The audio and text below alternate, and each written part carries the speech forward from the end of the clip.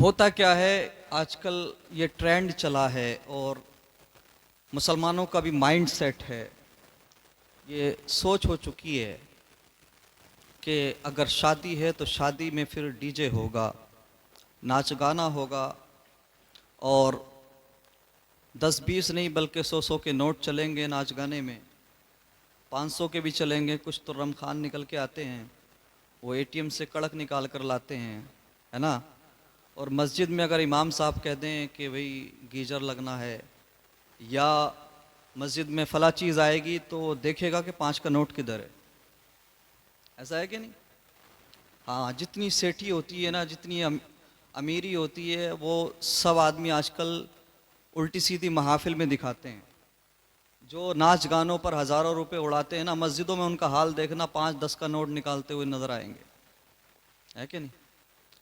और दूसरी बात यह है कि आजकल के जो अजीज़ व अकारिब होते हैं, रिश्तेदार होते हैं, लड़के की शादी है तो उसके यार रिश्तेदार या बहनोई फूफा, ये सारे लोग जो है ना प्रेशर करते हैं कि भाई शादी के मौके पे मौलवियों को बुलाओगे, शादी पे भी मौलवी आएगा, है? बताओ, शादी पे भी तकरीर होगी, शादी पे भी जलसा होगा। ऐसा जहन बनाया जाता है कि यार शादी तो खुशी का मौका है यार, क्या मौलवियों को बुला रहे। अच्छा, जब हमें रब खुशी देता है, गौर करें, हम खुशी और गम ये दो चीजें होती हैं इंसान की जिंदगी में, कभी खुशी आती है तो कभी गम। जब हमें गम मिलते हैं तो रब याद आता है, जब गम घेरता है तो रब याद आता है। वही रब जब खुशी देता है तो फिर हमें शैतान याद आता है। अल्लाह अकबर। मुझे बताइए, ये निकाह जो आप करते हैं, ये चैप्टर है इस्लाम का, आका करीम का फरमान है, उनकी सुन्नत है, नबी करीम की सुन्नत है ना। तो फिर नबी की सुन्नत में, नबी की सुन्नत को अदा करने में शैतानी काम क्यों? अल्लाह अकबर। नबी की सुन्नत पर हम अमल कर रहे हैं और काम करते हम शैतानी, तो फिर औलाद नेक कैसे पैदा हो? ये जो कुछ साल के बाद में तावीज़ लेने पहुंच जाते हैं, और लड़के का बाप तो 3 महीने बाद ही पहुंच जाता है इमाम साहब के पास कि जब से शादी हुई है, महीने 2 महीने ठीक चला था, अब तो सुनता ही नहीं। क्यों सुनेगा? बीवी आई घर में, बहू आई, वो क्यों सुनेगी? क्यों सुनेगी बताइए? आपने कौन सा काम किया था निकाह के मौके पर? निकाह आका करीम की सुन्नत है और आपने उसमें डीजे बजाया, नाच गाना कराया, तो मुझे बता उसमें बरकत होगी? बल्कि इन उलमा से पूछिए कि ऐसी तकरीब में, ऐसे मौके पर अगर शैतानी काम होते हैं तो फिर जो औलाद पैदा होती है उनमें भी जो है शैतानी फितरत होती है। अल्लाह अकबर कबीरा। फिर हम उम्मीद करते हैं कि हमारे घर में जो बच्चे पैदा हों वो गरीब नवाज के गुलाम हों, वो हुजूर गौसे आजम के गुलाम बनकर पैदा हों। हमने बुनियाद देखी, हमने किस चीज पर रखी?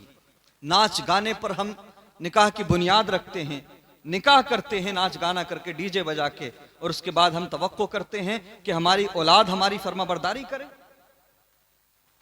मैं ये बात दावे के साथ कह सकता हूं कि निकाह के मौके पर शैतान को राजी मत करो, बल्कि नबी और खुदा को राजी कर लो, तो जो उस निकाह के बाद में अल्लाह तुम्हें औलाद देगा, उस औलाद के अंदर शैतानी फितरत नहीं होगी, बल्कि वो गुलाम ख्वाजा गरीब नवाज बन के पैदा होगा। वाह वाह, जिंदाबाद, नारे तकबीर, नारे रिसालत, मुसलके आला हजरत अल्लामा सरताज रज़वी साहिब क़िबला, नारे तकबीर।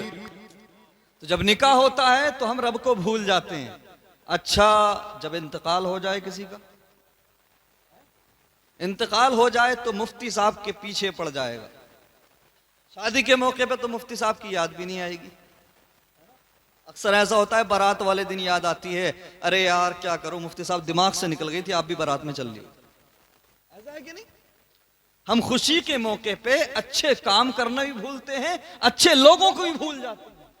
अच्छा, जब गम आता है, इंतकाल हो जाए किसी का, तो इमाम साहब के पीछे पड़ जाएगा, चाहे दिन में 10 चक्कर लगाना पड़े तो जाएगा कि बस किसी ना किसी तरह से जन्नत में पहुंचा दो। ऐसा ही है ना मुसलमानों, हम नबी करीम सल्लल्लाहु अलैहि वसल्लम के उम्मती हैं। हमने उस नबी का कलमा पढ़ा है। अपने स्टेटस को समझो, अपने लेवल को समझो। तुम कोई मामूली नहीं हो, तुम कोई आम नहीं हो, तुम उस नबी के उम्मती हो कि जिसका उम्मती बनने की ख्वाहिश तो अंबिया ने भी जाहिर। अपने स्टेटस को समझो, अपनी अहमियत को समझो। तुम उस नबी के कलमा पढ़ने वाले हो कि जिसकी उम्मत में आने के लिए अंबिया ने ख्वाहिशों का इजहार किया। अल्लाह अकबर कबीरा। तो हमारे घर में गम आए या खुशी आए, गम आए या खुशी आए, हम नबी के उम्मती हैं। खुशी गम आए तब भी नबी नबी करेंगे, खुशी आए तब भी नबी नबी करेंगे। हमने कलमा मदीने वाले मुस्तफा का पढ़ा है। अच्छा, मामला क्या है, ऐसे मौके पे बहनों ही बहुत नाराज होता है कि नहीं? फूफा जी भी बहुत नाराज होते हैं। अच्छा माशाल्लाह, चलिए अच्छी बात है। लेकिन ऐसा है, अगर पूछो ना, लड़के की शादी है तो उसके बाप से पूछ लो, या लड़की की शादी उसके बाप से पूछो कि भाई आप तो मुसलमान हो, कलमा पढ़ने वाले हो, आप तो अच्छे इंसान हो, ये शादी में डीजे क्यों बजा, ये नाच गाना क्यों हुआ? अरे यार क्या बताऊं, मुझे तो कुछ पता ही नहीं, ये दामाद नहीं माने और लड़के के यार नहीं माने और फला नहीं माने। यही होता है। लड़के से पूछ लो तो वो कहता है यार मैं क्या करूं, मजबूर हो गया यारों के सामने। ऐसा है कि नहीं? मजबूर हो गया बहनोई के सामने। बहनोई साहब एक अलग ही टशन में रहते हैं, वो अलग ही एटीट्यूड रहता है उनका। वो चाहते हैं कि शादी के मौके पे सारे काम उनके हिसाब से किए जाएं। समझ रहे हैं आप?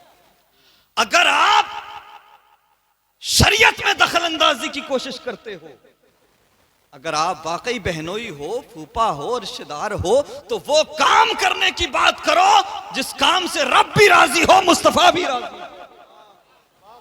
और अगर तुम नाच गाने की बात करते हो, वो काम करने की बात करते हो जिससे हमारी आखिरत, हमारी कब्र खराब हो जाए, हमें कब्र में मुश्किल हो, तो चाहे तुम जो हो हमारे, तुम 10 किलोमीटर दूर रहो।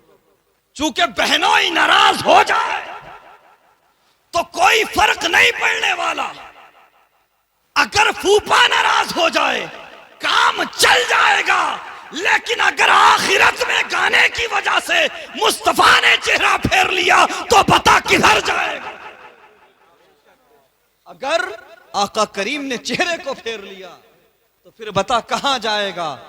तो काम वो करो जिसमें खुदा और मुस्तफा की रजा हो, और लोगों के मशवरे भी वही मानो जो जिस मशवरे में दुनिया और आखिरत की खैर हो। और अगर दुनियावी मामलात में, शादी विवाह के मौके पर अगर कोई उल्टी सीधी राह दे, मशवरा दे, कोई उल्टी गलत राय दे, तो उसको ना मानो, चूंकि ये चंद दिन का मामला है, ये चंद लम्हात का मामला होता है। लेकिन अगर तुमने किसी के कहने पे गुनाह कर लिया तो वो तुम्हारे नामाए आमाल में लिख दिया जाए। वो गुनाह ना तुम्हें कब्र में छोड़ेगा ना हश्र में छोड़ेगा। मेरे मुस्तफ़ा करीम सल्लल्लाहु ताला अलैहि वसल्लम के प्यारे दीवानों, तो हमारी कोशिश ये होना चाहिए, हम इस्लाम के मानने वाले हैं, आका करीम के उम्मती हैं। हमारे घर में चाहे जैसी सिचुएशन आए, चाहे जैसे हालात हो, हम हर मौके पर नबी नबी करेंगे, हर मौके पर नाते मुस्तफ़ा पढ़ेंगे, हर मौके पर कुरान की तिलावत करेंगे। मुझे आप बताइए, अगर नाच गाना इतनी अच्छी चीज है, अगर इतनी बेहतरीन चीज है, तो फिर कोई मरता है तो क्यों नहीं कराते?